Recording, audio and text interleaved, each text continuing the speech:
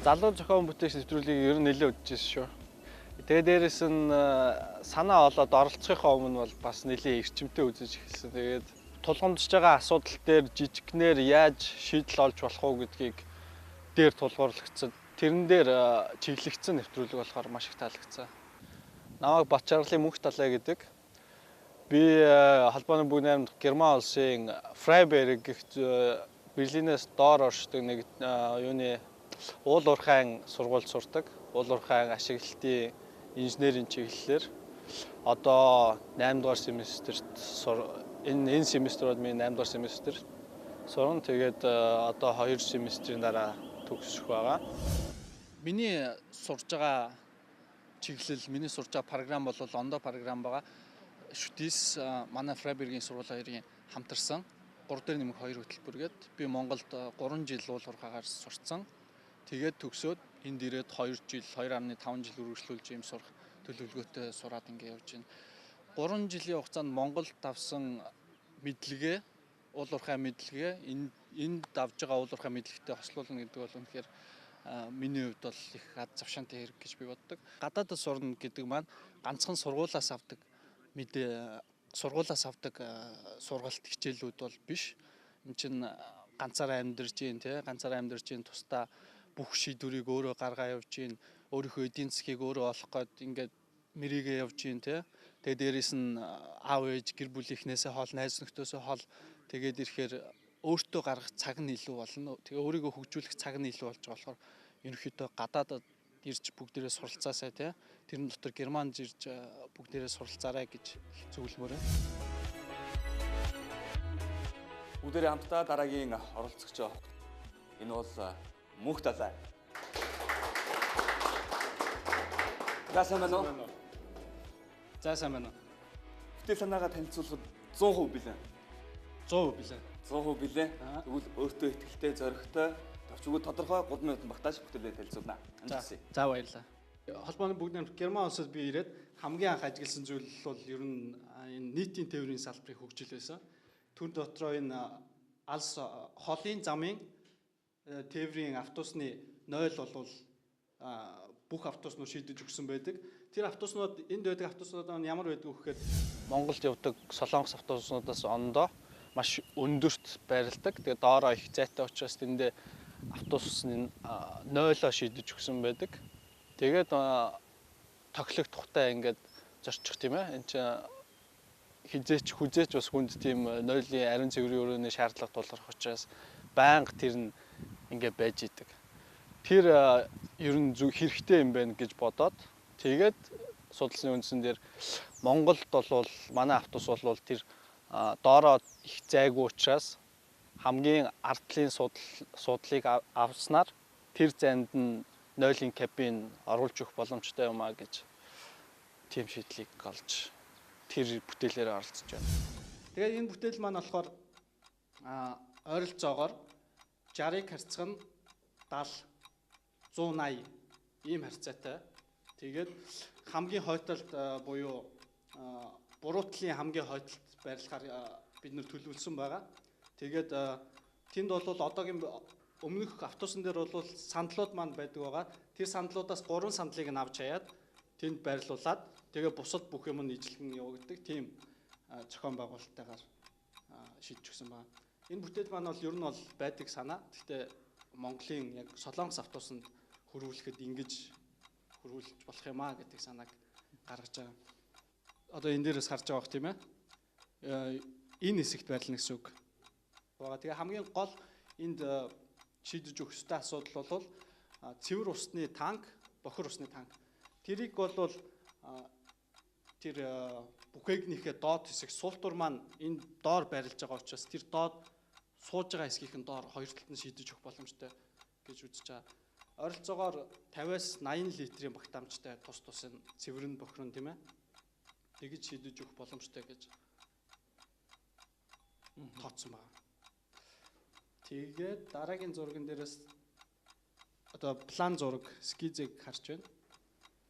Ингээ автобусны голын юунууд харагдаж байна. Ингээ сүүлийн энд юм байралтай. Энэ автобуснууд маань бас олон янз байдаг л да. дэв үгүй хүндээ гэх тийм одоо суудлын хоорондын зайн бас бүгд яг жигд ижилхэн байдаггүй. Энэ хаалга нь хаашаагаа чарж байрлуулж бид нэр хийж болно. Тэр бол том асуудал биш гэж таарч байгаа. Дотроос нь харахад нэг иймэрхүү тийм ээ. Тийм агаржуулагч мэдээж байх хэрэгтэй. Агаржуулагч нь ингэж дээдлэлт шийдэж өгсөн байна. Иймэрхүү санаатай оролцож байна. Баярлалаа. Шүүгч цогж авахлан. Дуусны хойдол байрлуулах тэр яг зөв манай дээр байдаг тэр солонгос автобуснууд хятад автобуснууд эдгээр чинь бүгд ардталтай мотор нь байж байгаа. Яг одоо чиний байрлуулах гэж байгаа тэр хэсэг дээр би буруу санаагүй болвол агаар шүүж байгаа хэсэг өсгөд байж байгаа. Мотор нь ерөөдөө хойно байдаг шүү дээ. Тийм, мотор нь. Тэгэхээр би бол яг тэр хэсэг дээр байрлуулах тэр ер нь бас юу бах.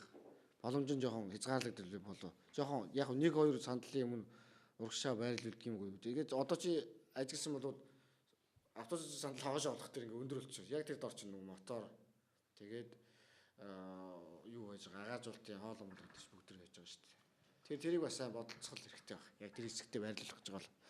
За нэгдүгээр тэрийг анхаараа. Хоёрдугаар тэгвэл одоо аймагаас хот хооронд байгаа автобуснууд нэр бүгд одоо микро автобус явах үнцэндээ хориглоо дандаа том автобуснууд явж байгаа. Тэгээд замын үед хоошоогоо энэ юу алтан булаг гэдэрлээ явж байгаа ч юм бол миний ажиглаж байгаа ерөөсөө л нэг 2-3 хон газар л зогсоол хүмүүсийг бизнес гэж өвчөрж байгаа байхгүй. Бос тохиолдолд үгүй юу яриад байгаа ингээ загнадаг байхгүй. Тэр чинь бас өөрөө бас тулгамж байгаа л асуудал нэг. Одоо бол баруун тийш байгаа зүүн тийш байгаа ихэнх аймагт орцсон учраас энэ бол ойроор хэлбэл хийгдэл ажил. Механик тээврийн сургуулийн багш Часрын. Ямар нэгэн байдлаар чи тэрийг өрөмдөж болохгүй, цоолж болохгүй. Тэгснээрээ яг хөвгт аюулгүй байдал талаас ялангуяа автобус гэдэг чи одоо 40-50 хүн сууж явна, 80 хүн сууж явж байгаа тийм. Энэ тохиолдолд чи энийг хийн гэхээсээ дүүтгүй харин яг зориултын яг энэ дотроо нойлтой тийм автобусыг нийтийн тээврийн үйлчлэгэнд явуулах ёстой л байхгүй юу? Тэрнээс ч чи ийм хийчээд тэн дээр яг үндсэн хідэн шасиг юм уу те юуг нь өөрчлөхгүйгээр яг 51 гэвэл яг болно. Тэгэхээр тавихтаа чи яг тэр арын судал дээр тавихлаа тэнд чи мотор байж байгаа.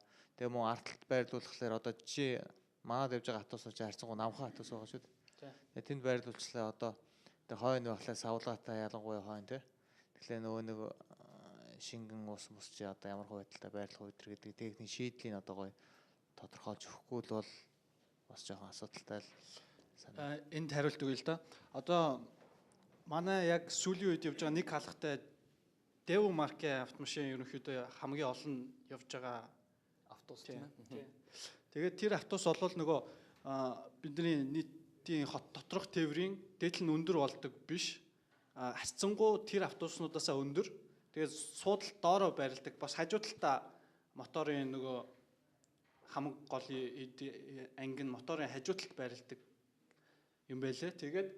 Тэгэхээр бол тэр хойтлол тийм том кабин байрлуулах боломжтой гэж үзэж байгаа. Энд бол нэг тийм шасийн дөөрчлөлт оруулаад байхаар тийм байгууламж ерөөсөө биш жижигхэн кабин ямар ч материалаар хийж болно хөнгөн авсаархан.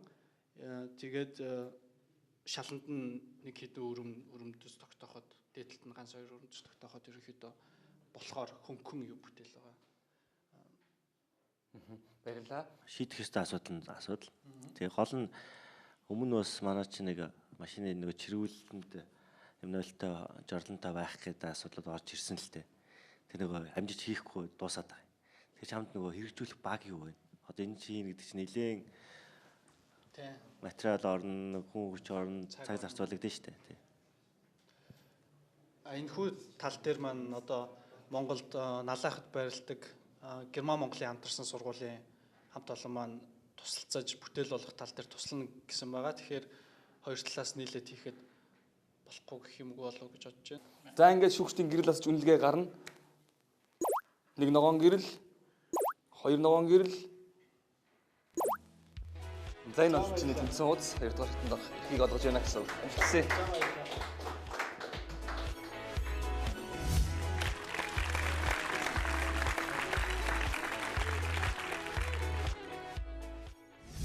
Шууд ороод ярих гэхэд жоохон сандард юм байна. Ууланд бэлдэжсэн. Тэгэхэд зарим нэг юмнууд бас мартагдаж байна. Гэхдээ ерөнхийдөө өөрийгөө илэрхийлээ бүгднийг ярьсан байгаа. Тэгээд яг хийх гэж байгаа юм маань бас тэгэж ойлгомжтой учраас нэг бэрхшээл гайгүй баг байлаа.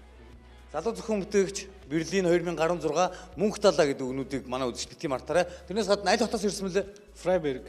Фрайберг хотоос оролцож байгаа зохион бүтээгч мөнх талаа яг одоо герман хэлээр бүх үзэгчдэд мэдчилгээд дэвшүүлнэ үү? Guten Tag. Guten Tag zusammen. Ich bin Muchtler aus Berlin. Viel Gruß.